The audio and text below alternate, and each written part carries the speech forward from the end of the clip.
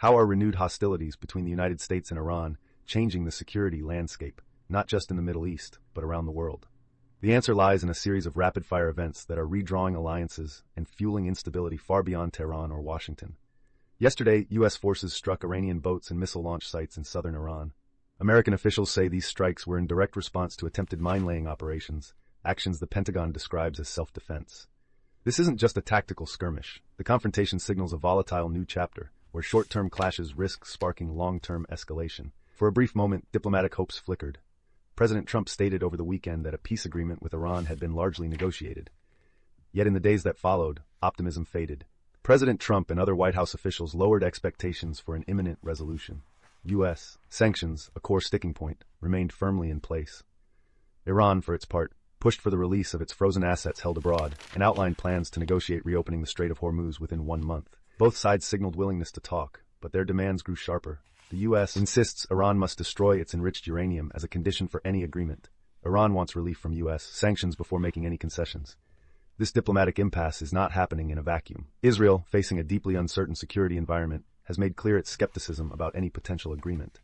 Prime Minister Netanyahu has stated that only a decisive confrontation would eliminate the Iranian threat to Israel.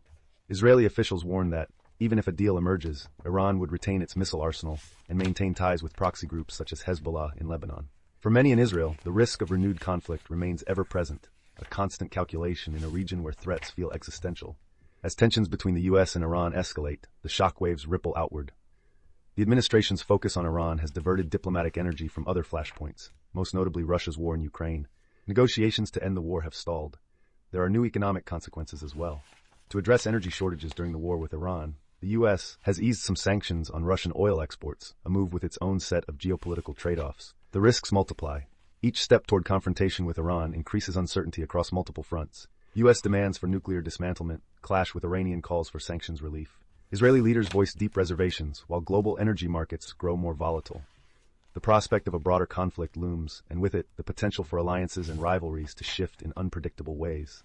In the end, these renewed U.S.-Iran tensions do more than threaten regional stability. They highlight how intertwined today's crises have become. As the U.S. and Iran edge closer to confrontation, the fragile balance of power in the Middle East and beyond grows ever more volatile. The consequences, intended and unintended, remind us that no conflict is truly isolated.